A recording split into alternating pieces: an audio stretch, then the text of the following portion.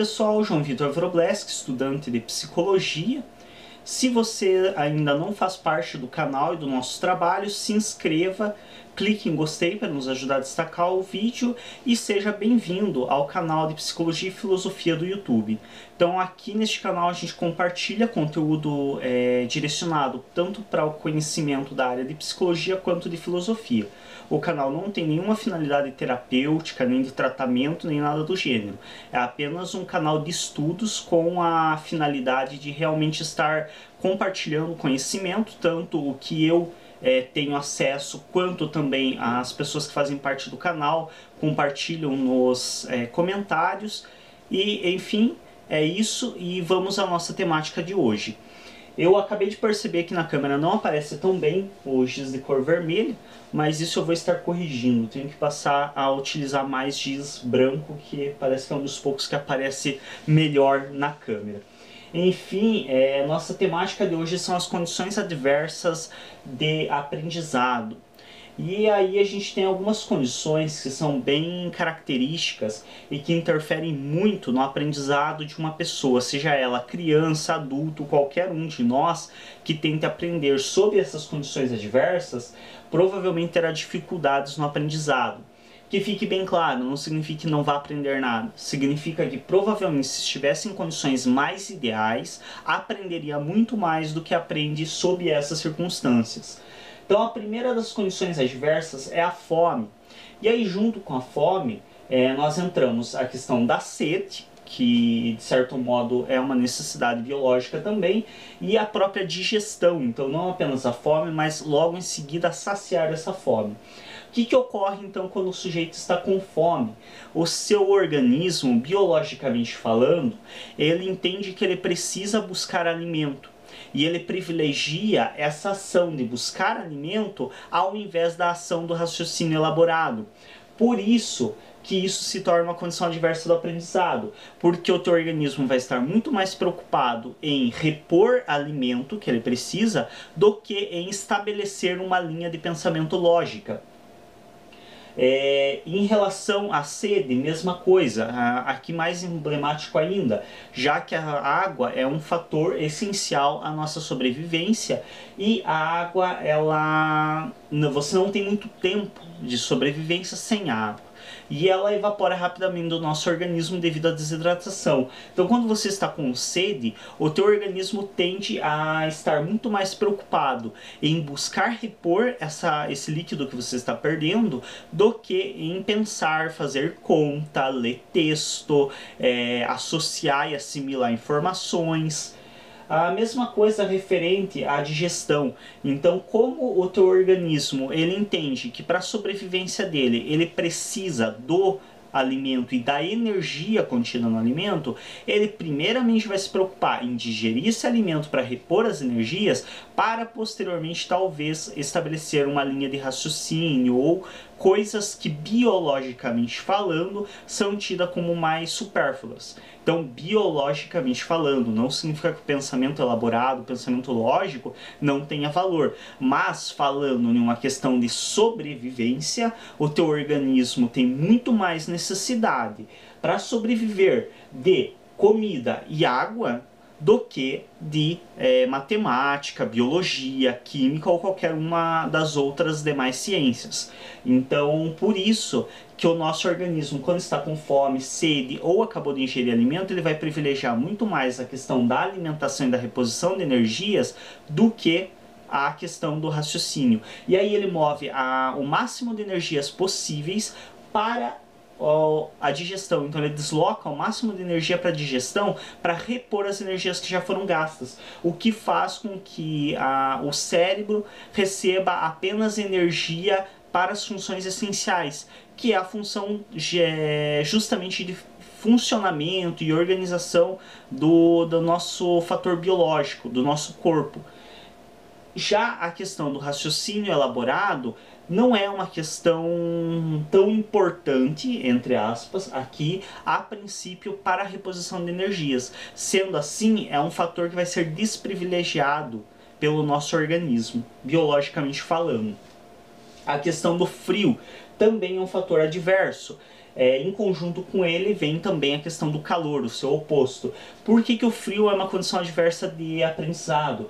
Porque quando estamos com frio, do mesmo modo, o nosso organismo ele desloca o máximo de energia possível para aquecer nosso coração, nosso pulmão, nossos rins, nosso fígado, aquecer os órgãos que são essenciais para a nossa sobrevivência.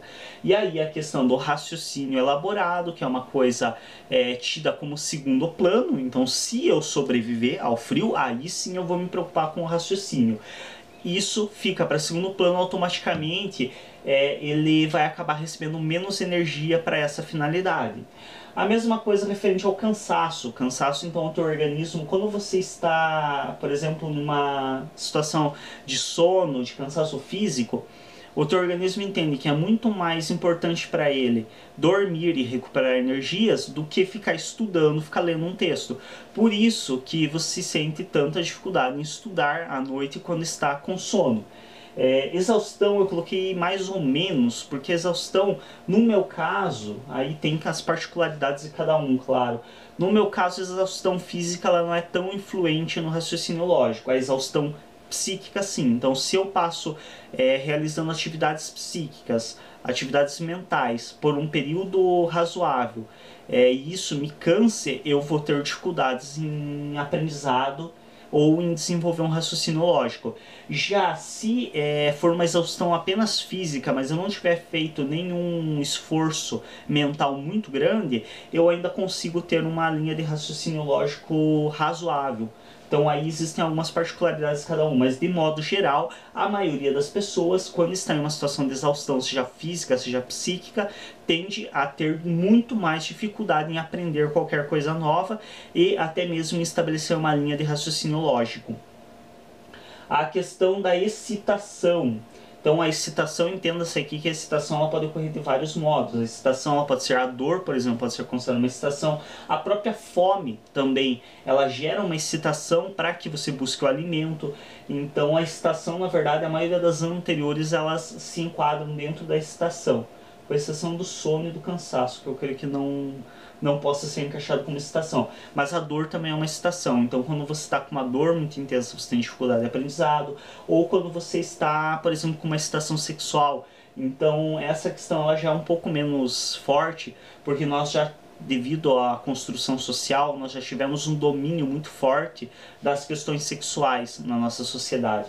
Então, esse instinto, ele está muito sob o nosso domínio, que acaba fazendo com que a excitação sexual não seja tão intensa para nos distrair do aprendizado ou do raciocínio lógico.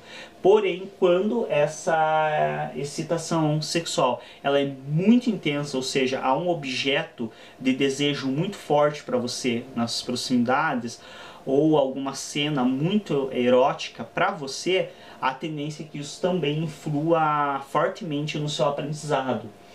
Bom, e aí a gente pode então entender do seguinte modo.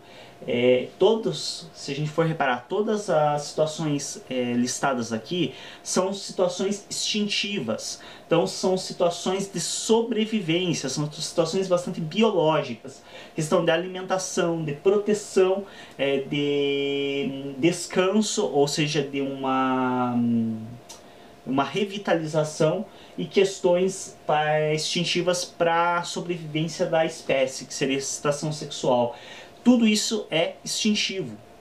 Então, o que nós podemos compreender a partir disso? Que o nosso organismo, biologicamente falando, ele sempre vai privilegiar coisas instintivas acima do aprendizado. Por quê? Porque, biologicamente falando, aprender coisas novas ou desenvolver raciocínios elaborados não é essencial à nossa sobrevivência imediata, biologicamente falando. Já a fome, ou seja, se alimentar, é uma condição essencial para a nossa sobrevivência a curto prazo. Então, se eu ficar pouco tempo sem me alimentar, eu já vou ter problemas de saúde e possivelmente uma morte. Assim como a questão do consumo de água, assim como a questão da proteção contra o frio e o calor, assim como a própria questão também do cansaço. Então, pessoas que passam, por exemplo, uma noite ou 2 sem dormir, a tendência é que depois dessa noite sem dormir e antes dela descansar, ela vai ter uma extrema dificuldade nos raciocínios mais simples e mais tranquilos, porque o organismo dela entende que a questão dela dormir é mais importante do que ela raciocinar nesse momento, porque afinal, sem raciocinar, raciocínio elaborado, ou seja, sem fazer fórmulas matemáticas, sem fazer grandes tratados biológicos ou sem escrever grandes histórias da sociedade humana, eu consigo sobreviver por um bom tempo. Sem comer, tomar água ou dormir, eu consigo sobreviver por muito pouco tempo. Então, o nosso organismo, biologicamente falando, ele sempre vai privilegiar as coisas mais importantes para a nossa sobrevivência, as coisas praticamente instintivas. E aí entram essas questões. E aqui também fica quase que subentendido também uma dica de estudo e aprendizado. Então, para quem quer ter um melhor aproveitamento nos seus estudos e para quem quer ter um aprendizado com mais qualidade, cabe também estar atento a não estar em nenhuma das situações aqui presentes. E é claro que um pouco de cada uma você vai acabar, às vezes, passando. Então, nem sempre você vai conseguir eliminar totalmente o frio. Mas existe uma diferença entre estar um frio extremo, você estar sentindo frio, e você estar de regata ou você estar com uma blusa. Então, existem coisas simples, muitas vezes, que privilegiam o nosso aprendizado e o desenvolvimento de raciocínio lógico. Dentre elas, saciar a fome, porém não buscar aprender coisas novas logo após saciar a fome, porque aí entra a questão da digestão. Então aí vai depender da comida que você se alimente. Se você come uma carne, o tempo de digestão é bem grande, provavelmente você acabou com o teu dia de raciocínio ali. Mas não que você não vai elaborar raciocínio, mas a dificuldade provavelmente será maior. Agora, se é uma questão que você consumir uma salada, uma comida leve, depois de questão de meia hora, 40 minutos, o teu organismo já vai estar retirando a energia da digestão e redistribuindo ela para outras situações ou outros fatores que ele não considere tão importante quanto a digestão. A questão do frio, então frio ou calor. Então, se você vai estudar, por exemplo, você estar com um agasalho adequado para a temperatura, ou você estar com uma ventilação boa que te proporcione o bem-estar, tende a fazer com que você aproveite muito melhor o seu estudo e o seu aprendizado. Questões de cansaço, então ter uma boa noite de sono. Então acontece muitas vezes das pessoas, e isso principalmente para quem é universitário, a gente sabe que é bem comum não ter muito tempo para estudar tudo que é necessário, e aí acontece das pessoas chegarem muitas vezes cansadas em casa à tarde e tentar estudar durante a noite. E isso geralmente não traz muito acréscimo e traz muitos prejuízos. Por quê? Porque como a pessoa já está cansada de um dia de estudos ou de trabalho, ela já não tem, por esse fator, ela já não tem um bom desempenho. Ela vai estar com sono e exaustão.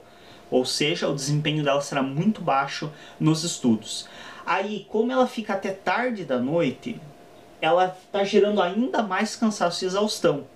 O que vai fazer com que talvez o tempo que ela vai dormir posteriormente não seja o suficiente para ela descansar. E aí no outro dia, quando ela acorda e vai para o trabalho, ou para a universidade para estudar, ou para a faculdade, ou para a escola, para continuar estudando, o dia dela também não vai ser tão produtivo, porque ainda vai se manter questões de cansaço, exaustão e sono durante o dia dela. Então também é uma situação de se pensar. Excitação é bem difícil, mesmo que a excitação seja psíquica, então eu estou empolgado com alguma coisa nova, dificilmente você vai se concentrar no estudo.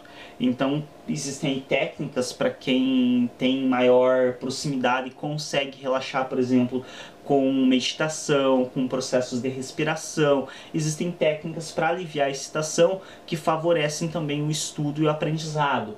A questão da fome tem uma coisa bem interessante, que existem escolas atuais em comunidades muito carentes, muito pobres, onde se sabe que a criança ela vai para a escola sem se alimentar porque não tem comida em casa, muitas escolas já estão adotando uma estratégia de primeiro fornecer um café da manhã para a criança, logo no que ela chega na escola fornecer um lanche, para que aí ela tenha condições de estudar melhor. E já foi comprovado nas escolas que adotaram esse método que há sim uma grande diferença no desenvolvimento de aprendizado dessas crianças, porque muitas vezes a criança vai para a escola com fome e além do fator fome já ser um fator adverso ao aprendizado, ela ainda tem a questão da distração, porque ela está pensando no momento em que ela vai saciar essa fome com o lanche e não pensando no que ela está estudando. Então essa é uma das estratégias que algumas escolas de comunidades carentes já adotaram e que nos demonstram que a criança, estando em bem-estar